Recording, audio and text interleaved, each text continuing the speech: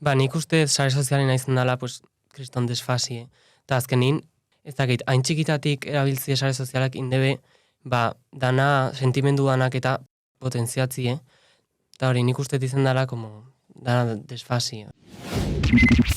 Nerabeen garrasia, osasun mentala zaintzeko podcasta. Maitane Ormazabal eta Telmo Lazkano.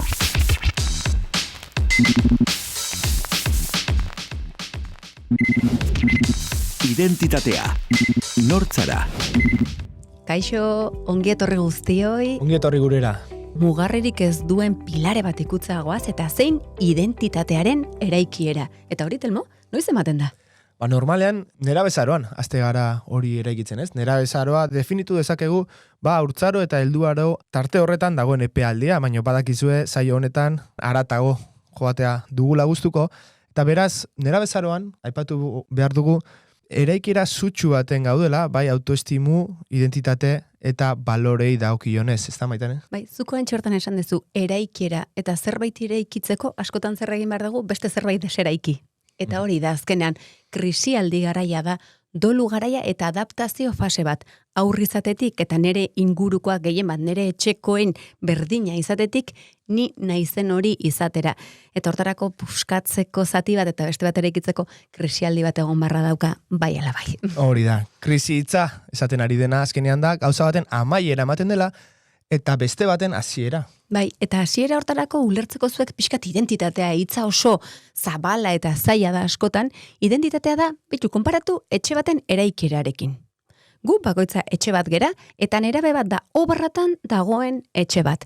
Eta gaur egun helduok zer egiten dugu obra honetan, superbisatu beharrean eta limiteak jartzen egon beharrean, ze hori bai da gure lana, askotan obra hontan lanean hasten gea eta guk nahi degun etxea sortzen hasten gea gure seme-alabengan. Eta hori azkenen beraientzako kezkagarria edo larria izan daiteke ez dieku uzten izaten nahi duten etxe hori. Eta espektatiba altua jartzen dizkiegu, txalet ba nahi dute izatea, eta gu hasten gea beraien txalet hori eraikitzen. Eta ez dauka zer ikusia askotan horrekin, eta utzi bar dugu beraiek eraikitzen, eta gu supervisio lanean. Hori da, helburua ez da txalet bat izatea, luxuzko etxe bat, baizik eta beraiek hautatu duten etxea izatea, eta hortarako ziurrenek etxe desente bisitatu beharko dute, ez? Eta egiten dute, noski, gero beraiena aukeratu eta eraiki ahal izateko. Bai, eta eraikiera horretan paret asko bota barko dira, beste batzu jarri barko dira, hasiko gea, berriro, baina hori ez da txarra, berez nahi degun hortara edo naizen hori aurkitu arte, hori kasi hiltzen gean artean egiten dugun lan bada, eraikitzen. Eta hemen gauza garrantzitsua, askotan helduok egiten duguna da, gure etxea gu propio, ez? Jarraitu beharrean gure eraikieran guk egin beharrean gure seme-alabek nahi duten etxe hori egiten dugu gurea izatea. Ez da nik eraikin, ni ez naiz futbolista izan, basaiatuko naiz nire semea futbolista izaten. Ez, zuenera bakoitza berera. Eta justu egiten dugu, guri gustatu etzaiguna, ez? Guri ez digute agian utzi, gure etxe propio hori eraikitzen gu nahi genuen bezala etxe, eta gaude, nahi ez dugun etxe baten baitan, eta hori ez gertatzeko, ez, gure txikiari, saiatzen gara gidatzen, nola bait, beste norabide baten, baino ez gara konturatzen, berdina egiten ari garela, ez, bere etxe propioa ere egiten ez uzten, naiz eta helburu edo kontzientzia onenarekin egin. Eta hor askotan, Telmo, obrako supervisore bezala gaudenean helduok ze efektu egiten diegu? Efektu horrek du izena Pygmalion efektua, gure aurreiritziek eta pentsaerek eragin zuzena dute gure txikiengan. Irakasleen partetik edo gurasoen partetik, behin eta berrir mezu bera botatzen diogunean, azkenean mezu horrek baldintzatuko du neurri handi baten bere jarduna, txikiaren jarduna. Hau da, ni irakasle bezala, ari banatzaio, eguna joan, eguna etorri, ze txarra zaren matematiketan, ez duzu gaindituko, ez duzu aukerarik izango bide hontatik, naiz eta horrela ez izan, nolabait eragina izango du ume horren garapenean. Eta agian joango da pixkanaka hori sinisten eta ondorioz hori burutzen. Hau da, ez ditu gaitasun horiek landuko, ez? Eta berdin, nik uste dut Maitane, etxe testu inguruan. Zuek imaginatu etxe bat sortu nahi dezuenean eta une oro superbisatzen nahi den pertsona horrek esango balizue etxe hori hortan gezkizoaz, hori ezin du horrela izan, etzea horrela eraikiko, edo etzea zuk uste ezuna izango. Nola, naiz eta obrako langierik hoberena izan, horrek kondizionatuko du bai ala bai, eta kontu, guk askotan esaten diegu, ahoz bai, zuek aldezue, eta egin behar dezuena, eta zuen ametsa jarraitu, baino pentsakeratan kontrakoa sinisten balimadet, berai iristen zaiena da, gu pentsatzen ari geana, eta ez esaten ari garena. Así que kontuz, askotan nola proiektatzen dugu beraiengan. Bai, dena den, nik uste dut, ondo dagoela identitatearen inguruan hitz egitea, gure nerabeen identitatearen inguruan hitz egitea, baina are eta hobeagoa dela, beraiei entzutea horren inguruan mintzoten, ez? Bai, hori da, eta hortarako, telmotan egia pixkat heldua gehala, gazte utziko diegu hitz egiten. Aurrera. Elkarrizketa. Beti nerabeak, Telmo, eta gu helduak izan da, helduak hitz egiten honek ezin zon horrela jarraitu, eta nerabeia hotxa nahi diogoman. Kaixo bikote? Kaixo. Ongetorri. Bueno, galderatxo batzu ditugu zuentzako prestatuta gaur identitateari buruz hitz egiten ari gehalako, bale? Da, horietako lehenengoa izango da, azaldu favorez zer sentitzen den gaur egun nerabe zaro horretan? Nire ustez, nerabe zaroan, sentitzen dena da, kriston aldaketa edo aldaketa konstante batean zaudela, eta askotan ez zera ulertua sentitzen. Eta nik usteet hori da gehien sentitzen dena, aldaketa bat. Aurkitzen ezean aldaketa bat, ez? Eta noren partetik ulertzen ez den aldaketa? Gehien bat, gurasoen gandik, eta baita ere, azken finean, jende helduaren gandik, notatzen da, hori, ez zaituztela ulertzen edo. Eta zuk baita ere, nire kasuan adibidez, nik neuk, ez naiz, ez ditut nire emozioak ulertzen edo nire sentimenduak orduan, ez dakit, helduen gandik eta baita ere, niren gandik ere, bai. Bai, hor bi aspektuak, esango ganduken, kanpokoek ez gaituzte asko laguntzen gu ulertzen, eta norberak ere momentu hortan ez du bere burua, ez, guztiz ulertzen. Zu iritzi bereko zara? Egia esan bai, ustet jonek esan duen bezala dela aldaketa arraro bat. Ze, aiatzea ume izetetiken derrepente gauza pilo bat sentitzea, eta hori, batzuk handiken etzaitue, batzuk esateten da helduek eta gurasoek gehien bat, eta irakaslike bai, zurekin kontaktun daudenak, etzaituen ez ulertzen, daukeben eskusa honena da, handiken umizeala gauza batzutako, bakarri gauza batzutako, eta arazo daudeneako adibidez nahi debezuk heldue bezala jokatze. Baina, nik uste hori, helduek ez gaituztela ulertzen, eta horrek ez dula laguntzen ez, gure prozesu hortan. Eta hor, barrun sentitzen dezuena, ze sentimenduak diegien, tristura, asarrea, zer da? Nei pertsonalki amorrukin etorri ziten. Osea, da amorrue eta amorruek ez taiatze honin, hor pena atatzea ez. Eta ez dakit izangoan pena hori, igual ez ulertzina, azkenin txikilezan ez dauzkezu, ez dituzu hainbeste sentimendu sentitzen. Eta orduan, jatzea momentu bat, nera bezarun sartzizena, eta derrepente daukezu hor bola bat bezala, ez dakizula nun sartu emozioek edo ez dakizula hori irakurtzen, eta bola horrek, bum, ito honin, Eta igual, helduen partetik ez, jartzen diren espektatiba horiek, eta, ulertzerako orduan zailtasun horiek ez dute askorik laguntzen, ez da? Hori da, zan detan bezala, helduek daukeben ideia edo igual da behaieke konbentzitzeko zure umi ez da hola gaizki. Ze askotan ikusten malin badeu ze gaizki da hola, gurasuk ikusten malin badeu umie gaizki da hola edo, atatzea jo be, horrei importantzie kentzie, behaien barrune bai importantziari kentzeko. Bai, zuen egonezin hori beraien egonezina ere bihurtzen da puntu batean, ez? Bai, hori da. Aktore horien artean, irakasleak, gurasoak aipatu ditugu, nola eragin du zuengan, eragin edo aktore garrantzitsu berri honen presentzia, sare sozial eta sari naiz? Zer nolako eragina izan du nera bezaroan Ez zuengan soilik, baizik eta zuen inguruko nerabeengan baita ere. Ba, nik uste sare sozialen naizen dela, pues, kriston desfasie. Eta azkenin, ez dakit, hain txikitatik erabiltzie sare sozialak indebe, ba, dana sentimendu danak eta potentziatzie, eta hori, nik uste izan dela, como, dana desfasie, osea, hori. Orientatu baino gehiago agian desorientatu. Egin dut, Bai. ez? Eta gaina, helduek nola ez dituzten, bueno, hain bai, baina beraiek nera bezaroan ez dituzten erabili, bardun asko zailagoa izan da ulertzea, ba, nerabe baten egoera, oain, sare sozialekin, ba, beraiek ez dutelako bizi.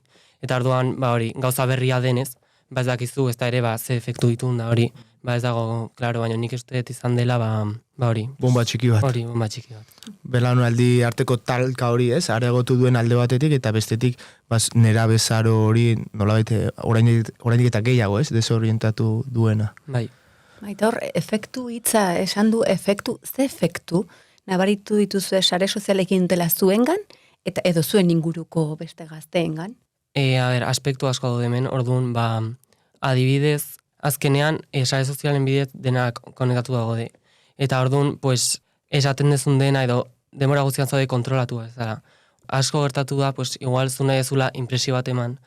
Zaude behartuta impresio ona ematea demora guztian eta presio hori daukazu demora guztian, zen demora guztian pues, mobilarekin edo sare sozialekin zaude, eta guztiekin konektatuta zaude, orduan esaten dituzun gauza guztiak, ba, Hor gelditzen hori dira, da. ez? Dena- Hor gelditzen da dena. Baita hor, ideal bat igotzea egin du? Osea, denbora oro irudi bat erakutsi beharra? Bai, osea, demora guztian, ba, zerbait demostratu behar zu, orduan. Hori da, Ba, demostratu. hori, bai, demora guztian demostratu, eta ez dizu guztien, ba, zu zeran bezalakoa izaten, ez da zure izaera, pues, ondo garatzen. Osea, zure berentako izaera ez duzu garatzen. Bai, ze demostrazio hori zuretzat izango bazan, ez? Bueno, ba, norberaren da, baina da beti besteak, ez? Claro. Sareetan dauden beste guzti hoiei demostratu. Orduan, ba, nahi. galdu egiten zera azkenean. Jon, zuri entzunda, esan ulertzen dut, sare sozialek baldintzatu, ez dut izango definitu erabat, baina baldintzatzen dute neurri handi baten nerabearen identitate eraikiera hori, ez? Bai, Zara, zu ados zaude? Ba, uzet, erabat baldintzatze bela, bai? Eta, eske, nik pertsonalikitzen goet, egia esan danei, afektatzei gula, ze jasotzitugu hainbeste estimulo, eta igual jasotzitugu 12 urtekin, eta zuk esan dezun bezala, 12 urtekin oindik, bueno, badalde batzuk, horia irizte zaio bela bomba hori, ez, esan duten alen emozioa. Baina, aiatze zaizu hori, imagina, 12-13 urtekin, aiatze zaizu, eta estimulo horiek sartzen, ba, nik uste, oindik eta zaio dela aurkitzie benetan zuk ze sentitzezun, ze azkenin joneke aipadu. Emateu danak sentiu berdeula berdine, danak jarritu berdeula bizi berdine, eta hori dana. Orduan, nik uste problema bat dela txikile eta txikile hotzitiot 13 urteko batei, ba, sare sozial hoiek ematie, ze azkenin hainbeste estimulu jasotzen da, hoiei, nik uste, oindik etzea ezautzen, bastante, sare sozial horietan jakiteko zu zeintzean da, zein izein nahezun, da ez bestiek zein nahi zu izetie. Haze mezua guantxi botatakoa, zara ni guztote entzun beharrekoa, ez? Eta ausartuko naiz, ez?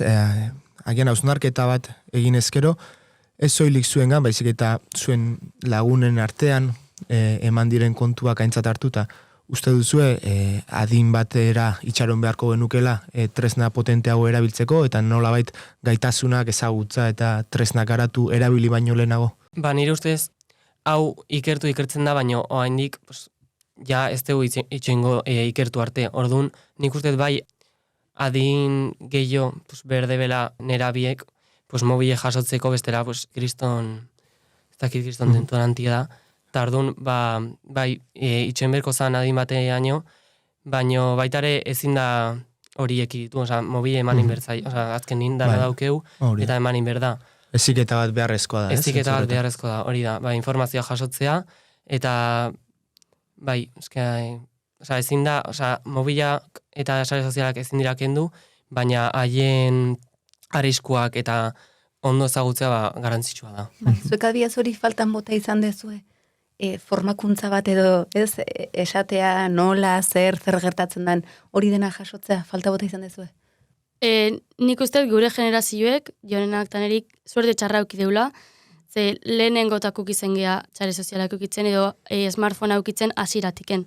Oin dauden txikieko indik ikuste salbaleikela, ze oiek ematen bali maiozu, horri buruz hezkuntza on bat, nik uste horrekin murriztu lezkezula efekto txarrak, sare sozialak eragite dituzten efekto txarrak, eta horretik uste guri, gu gaizki harrapa gaitula. Bai, zuek lehenak zeate ez, eta lehenak beti ordaintzen dute pixka bat beste guztiaren patua. Atzera begira gauzak beste lako, o beste egin beharko genituzkela uste dut, argi deula bai zeue, bai gu geu baitare, ze nik uste helduek ere ez ezagutza batetik jokatu dutela neurri handi baten, esan dezuen bezala lehenengoa gara honetan ez zitzen, eta nik uste gaizki egin deula neurri handi baten. Eta eskerrak zuek laguntza eskatu dezuen eta garraxe egin dezuen, honela guk ez, konturatu izan gehala, esaten, ostras ze pasatzen ari zaien gure gaztei, ze gertatzen ari da hemen, eta zer dan eman dieguna, ez? Orduan, eskerrik asko alde hortatikan, ze lan bikaina egiten ari zate, ze bestela igual oraindik hangu beste pare bat urte enteratu gabe pasatuko genduken,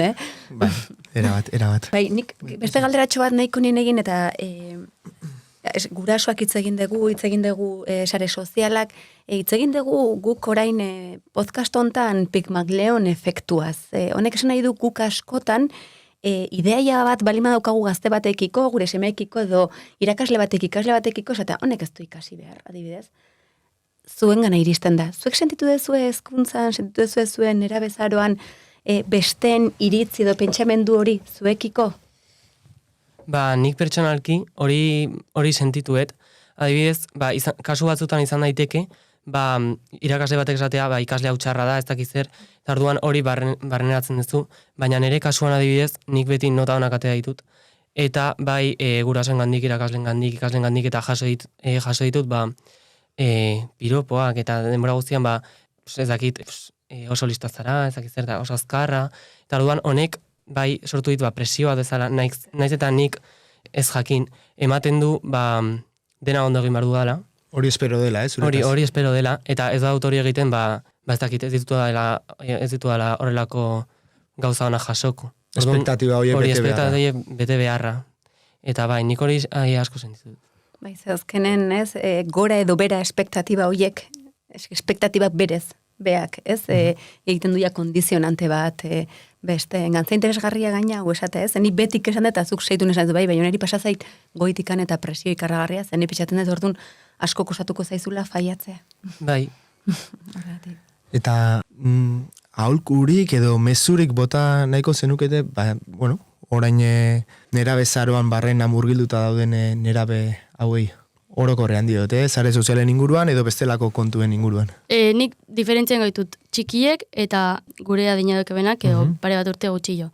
Txikientzako favorez kaso egiteko gurasoei hori mobile atzeatzina eta azkenin hor asko eragiteu klasiek edo lagunek abertzeiteben. Orduan, ondo ikustet gurason hartine hitzeitie noiz eman mobile eta hori dana.